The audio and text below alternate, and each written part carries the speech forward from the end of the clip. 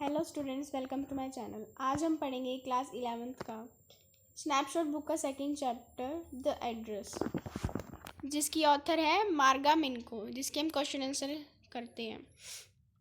Have you come back, said the woman. I thought that no one had come back. Does this sentence give some clue about the story? If yes, what is it? इस question का मतलब है have you come back, तुम वापस आ गई। किसने कहा? Women ने कहा। कौन सी विमेन? मिसेस डॉर्लिंग ने। फिर उन्होंने क्या कहा? I thought that no one had come back, मुझे लगा कोई भी वापस नहीं आया। Does this sentence give some clue about the story? If yes, what is it? क्या आपको कोई क्लू दे रहा है स्टोरी के बारे में कि स्टोरी हमारी जो स्टोरी है वो किस चीज़ के ऊपर बेस्ड है?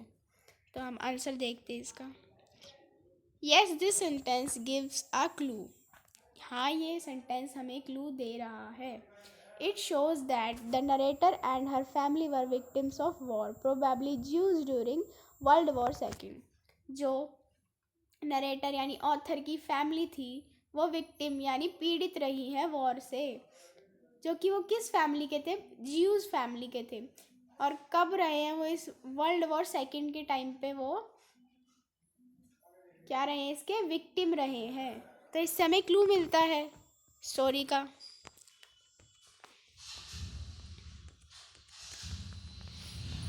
The women Mrs Dorling don't accept anyone to return, so she kept the narrator's family things for herself. जो मिसेस डॉर्लिंग थी उन्हें लगा कि कोई भी वापस नहीं आएगा, तो उन्होंने क्या करा? जो फैमिली, किसकी फैमिली? नरेटर की फैमिली की चीज़ें थी वो अपने पास ही रख ली।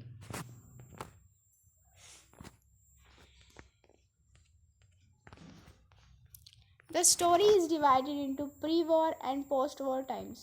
What hardships do you think the girl faced during these times? जो स्टोरी है हमारी वो डिवाइडेड है दो पार्ट में। प्री वॉर मतलब वॉर के पहले का टाइम, पोस्ट वॉर वॉर के बाद का टाइम। तो क्या क्या जो हार्ड चीज़ें या हार्ड सिचुएशन उस गर्ल को फेस करनी पड़ी होगी? आंसर है इसका। During the war the girl lost her home, family and safety. War के टाइम पे उन्होंने अपना घर भी खो दिया, फैमिली भी, और जो सेफ्टी थी वो भी अब उनकी नहीं रही थी। She had to live in hiding and stay away from her house.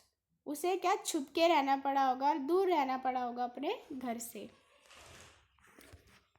After the war she came back to find her mom. वो क्या? वॉर के बाद अपनी माँ की चीज़ें, मदर बिलोंगिंग्स आएगा यहाँ, mother belongings and people like Mrs Dorling refuse to return their belongings. तो क्या वो वॉर के बाद लेने आई थी वो अपनी मम्मी की चीज़ें, लेकिन जो मिसेस डॉर्लिंग थी उन्होंने रिफ्यूज़ कर दिया था उनकी मदर की चीज़ें देने से। सो उन्हें कैसा फील हुआ? She also felt emotionally hurt and alone. वो हर्ट और बिल्कुल अकेला फील कर रही थी वॉर के बाद। नेक्स्ट क्वेश्चन है, why did the narrator go to 46 Marconi Street? वो 46 नंबर की मार्कोनी स्ट्रीट पे क्यों गई? नरेटर क्यों गई थी? आंसर है इसका। She went to 46 Marconi Street to get her mother belongings. वो अपनी मदर की चीज़ें लेने गई थी वहाँ, which had been kept safe by Mrs Dorling before the war. जो कि मिसेस डॉर्लिंग के द्वारा रख ली गई थी वॉर से पहले।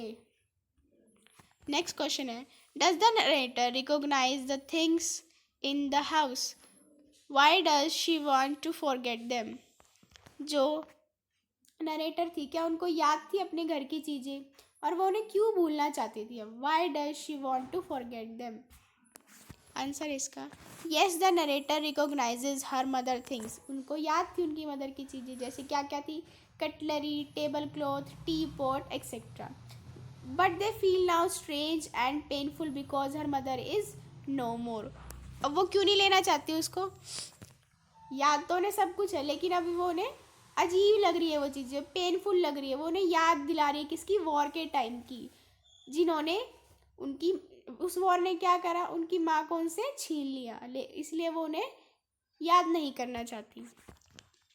They remind her to they remind her of the loss and suffering caused by the war. So she want to forget them and move on. वो अब क्या उसको क्या याद दिलाती है, लॉस की, जो कि किससे हुआ है, वॉर से, और वो उन्हें मूव ऑन करना चाहती है भूल के। नेक्स्ट क्वेश्चन है, the address is a story of human suffering in war. Comment. क्या जो एड्रेस है, द एड्रेस स्टोरी है, क्या वो ये दिखा रहा है कि ह्यूमन कैसे सफ़र करते हैं जब वॉर होती है? हमें इस पर कमेंट करना है, अपनी भाषा में लिखना है। तो इसका आंसर देते हैं, yes it shows the deep pain and emotional suffering caused by war. या हाँ, ये क्या दिखाती है, डीप पेन दिखाती है, जो कि किससे होता है, एक वॉर से होता है। The narrator lost her family, home and peace. Narrator ने भी क्या करा, इसमें अपनी फैमिली को खो दिया, होम खो दिया, और शांति थी जो उनके आसपास के वातावरण में, वो भी खो चुके हैं वो। Even after the war she doesn't feel at home seeing her old things. War के बाद भी उन्हें ऐसा नहीं लग रहा कि वो अपने घर में हो, उन्हें ऐसा लग रहा है सीइंग हर ओल्ड थिंग्स, कैसा, उनको पुरानी चीज़ों को देख के भी अब अच्छा फील नहीं हो रहा है, उन्हें रेस्टलेस फील हो रहा है अभी भी उन चीज़ों को देख के। It tells us war destroy not just lives but also memories and emotion. War क्या करती है, सिर्फ चीज़ों को या लाइफ को ही नहीं डिस्ट्रॉय करती, हमारी मेमोरी को, हमारे इमोशंस को भी डिस्ट्रॉय कर देती है साथ के साथ। ये थे द एड्रेस के क्वेश्चन आंसर। वीडियो अच्छी लगी तो लाइक करें, शेयर करें, कमेंट करें। Thank you for watching.